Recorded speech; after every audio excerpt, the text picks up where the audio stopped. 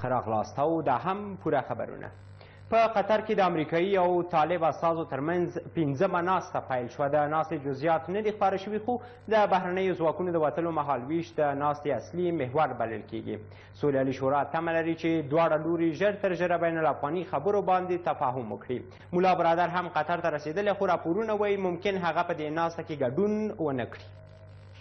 د طالبانو او امریکایانو ترمنځ د خبرو 5 میاشتې په پوره کېدو دی، خو په بحثونو هاخوا هیڅ مورد باندې هوکړې ته نه دي رسېدلي. قطر کې د دوشنبې په ورځ یو ځل بیا د امریکا 25 کسیز او د طالبانو 14 کسیز پلاوي ترمنځ ناسته پیل شوې ده. زلمي خلیلزاد قطر ته له رسېدو سره سم دغه ناسته مهمې شیبې یادې کړې دي. د دوی ترمنځ د بحث موضوعات د امریکایي ځواکونو د وتو مهالویش، اوربند او د بین الافغاني خبرو لپاره زمینه برابرول دي. خو طالبانو ته نږدې کسان وایي په دې ناسته کې به د بهرنیو ځواکونو په وتلو بحث وشي. خبره خو به په مغه وتلو د خارجي قواو او امریکایي قواو د افغانستان نه کیږي تر هغه پورې چې په هغې موافقه رانشي. هغه کلي ده د ټولو مسایلو چې هغې کې موافقت ترلاسه نشي او بین المللي ضمانتونه رامنځته نشي. زه فکر نه کوم طالبان د حاضر شي چې په نورو مسایلو باندې بحث وکړي. سولیالي شورا هم د ناستې ته په ښه نیت ګوري او تمه ده چې د حکومت او طالبانو ترمنځ د خبرو لپاره به لابي او تفاهم وشي. مذاکرات قطر بین امریکا و طالبان زمینه ساز مذاکرات رسمی بین دولت افغانستان و تحریک طالبان است و اینمی انتظار ما هست هر قدر زودتر به این هدف برسه مذاکرات قطر که زمینه مساعد بسازه برای مذاکرات رسمی و مستقیم بین دولت افغانستان و تحریک طالبان. تیره ورځ د طالبانو 4 نور مهم غړي ملا عبدالغني برادر، ملا عبداللطیف منصور، امیر خان متقي او مطیع الحق هم قطر ته رسېدلي دي. ملا برادر خپل پوره واک لري د خپل مشرتابه د طرفه څخه د پوره واک په دې د مذاکراتو په باب باندې د اصولي په باب باندې ورکول شوي دي او دا چې 14 کسیزه ټیم دوی وټاکي هغه هم د خپل په واک باندې وټاکل شو. نو د دې څخه دا معلومیږي چې دی هلته واک لري او د ورتګ سره فکر کوم چې د قطر سیاسي کمیسیون به ډېر واکمن شي. ملا صاحب عبدالغني برادر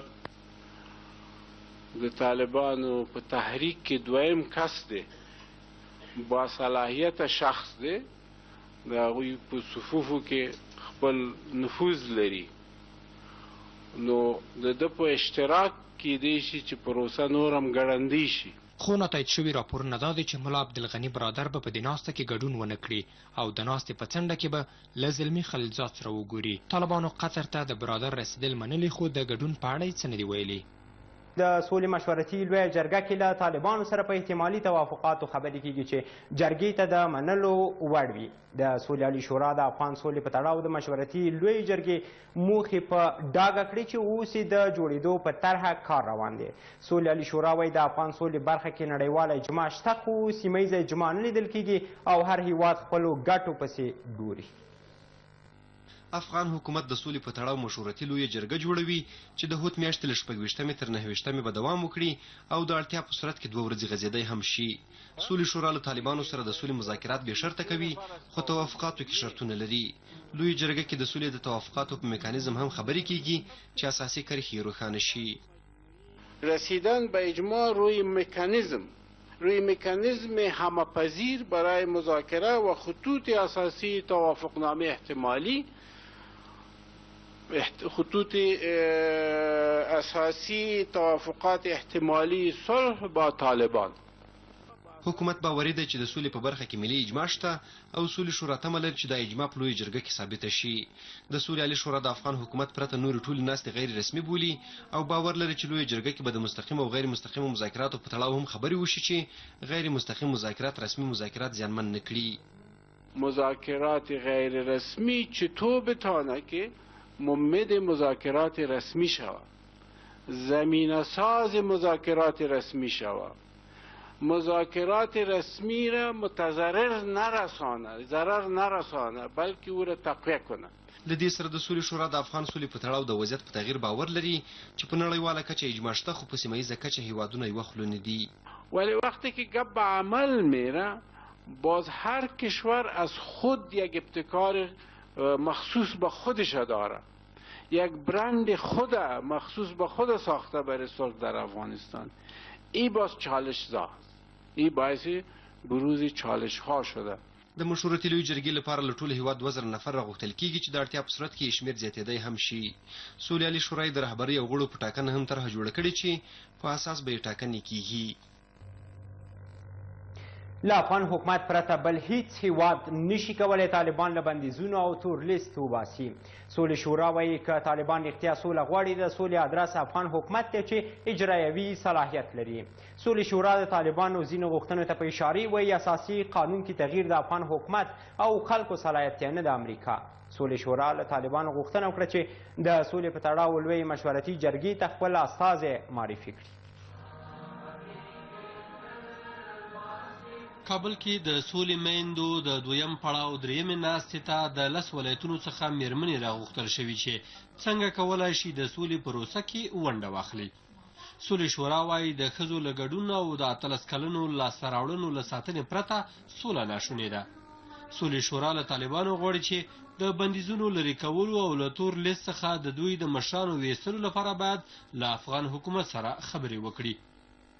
و آیا شما دعوا میکنین میگین که ما را از لیست سیاه بکشه، به اصطلاح از تحریمایی که وضع شده از بالای ما برداشته شود تا دولت قانونی جمهوری اسلامی افغانستان و حکومت وحدت ملی افغانستان به عنوان ممثل اراده مردم افغانستان اگر این دادخواهی را نکنه، این مطالبه را نکنه، شما را کسی از لیست سیاه هم کشیدن نمیتونه و شما را به اصطلاح تحریما را هم از بالای شما برداشته نمیتوانه.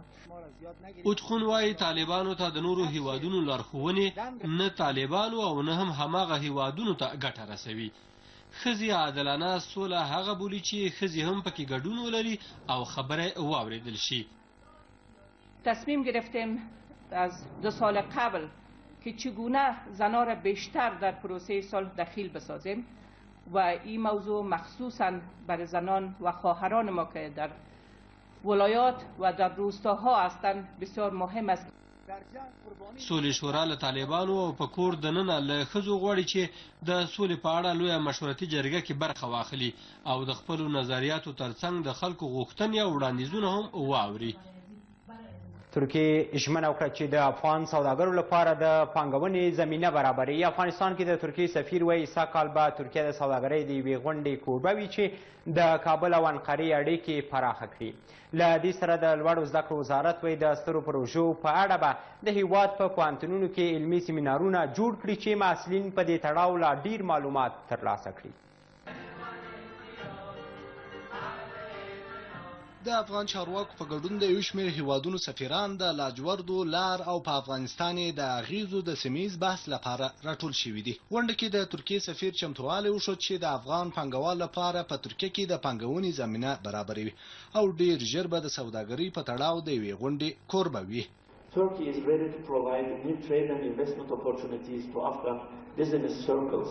ترکیه چمتو ده چې افغان سوداګرو او پانګاچوونکو لپاره نوي فرصتونه برابر کړي.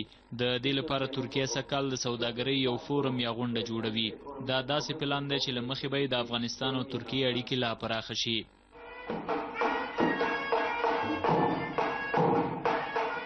ترکیه چې د لاجوردو لاره باندې ګډه سوداګري لري، تمه لري چې دا لار به د سوداګرۍ او ترانزیت په برخه کې د لا ډیرو هیوادونو سره د وصل سبب شي چې په ثبات نیغه اغیز لري. د افغانستان اوسنۍ پروژې افغانستان د سیمې له هیوادونو او نړیوالو مارکیټونو سره نښلوي او ترکیه د افغانستان له دغو پروژو ملاتړ کوي. زموږ سوداګریز بنسټونه هڅه کوي چې له افغانستان سره نور اقتصادي اغیزمن او ګټور سوداګریز دهلیزونه ولري. د لوړو زده کړو وزارت بیا کار کوي چې په افغانستان کې د لویو اقتصادي پروژو په تړاو په پوهنتونونو کې علمي سیمینارونه جوړ کړي. د لوړو زده کړو وزیر وایي د لاجوردو لاره یو اقتصادي پروژه نه بلکې یو فرهنګي لاره به هم وي. راه لاجورد تنها مسیری برای نقل و انتقال اجناس و افزایش مناسبات اقتصادی تجارتی نیست بلکه مسیر اساسی برای نزدیکی فرهنگی و نقل و انتقال دانش و معرفت نیز به شمار می‌رود. دوی میاشتې وړاندې د لاجورد په لار یو کاروان تر ترکیې افغان تولیدات او محصولات ورسول او بیرته دا کاروان څو ورځې وړاندې هرات ته راورسید. دغه راز د یکشنبې په ورځ د چابهار بندر له لارې هم افغان تولیدات او صادرات هند ته بار شول چې په دې سره هند مرکزي اسیا ته او افغانستان هند ته لاره پیدا کړه.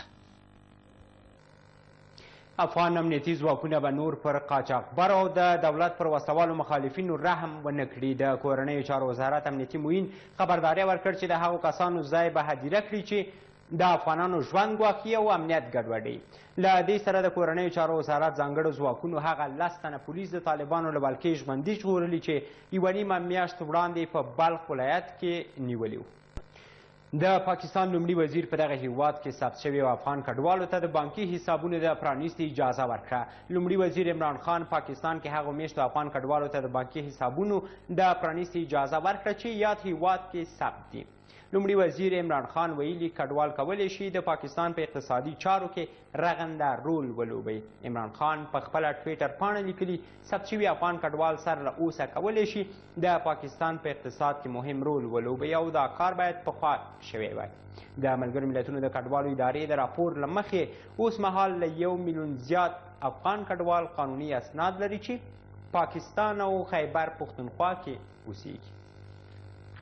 هرات کې افغان میرمنو د افغان ځواکونو ټپي شویو سرتیرو ته وینه ورکړه. د وینې د ورکړې دا ونیز پروګرام د افغان ځواکونو د ونې د ملاتړ په موخه پیل شوی چې زیاته اندازه وینه به پکې خلک د افغان ځواکونو لپاره ورکړي. افغان ځواکونو د میرمنو د دې اقدام هرکلی کړی او ډاډ یې ښودلی چې د هیواد د دفاع لپاره به هر ډول قربانۍ ته چمتو دي او قرباني به ورکړي. هرات کې هغه کسان چې وینې ته اړمن وي کورنۍ اړوزي چې له ډېرو لالهندیو په ګاللو سره د اړتیا وړ وینه ومومي. اوس یو شمېر میرمنو تکل کړی چې خپله وینه د افغان امنیتي ځواکونو ټپیانو او ناروغانو ته په وړیا توګه ډالۍ کړي. اطلاعیه پخش شد که به صورت عموم هم خانم‌ها و هم آقایان خودجوش میتونن بیاین و به خاطر حمایت از نیروی امنیتی خون اهدا کنن که انشالله این کمپاین ما تا اخیر همین هفته جریان داره. امروز در حدود 10 خانم به نظرم در اینجا حضور داشتن و در حدود 6 الی 7 آقا آماده بودن و اینا تیم کاری ریاست امور زنان. د وینې ورکړې دغه پروګرام د ښځو ریاست له لوري ترسره کیږي چې د یوې اونۍ لپاره به دوام ولري. د ښځو چارو رئیس انیسه سروري وایي موخه یې افغان ځواکونو ته روحیه ورکول او له هغوی سره د مرستې کولو لپاره د نورو هیوادوالو هڅول دي. شاید تعصب اینا به خاطر ما خود از دست میدم و به خاطر ما کوشش میکنم. همیشه باید ما هم کوشش بکنیم تا که اونا را نجات بده.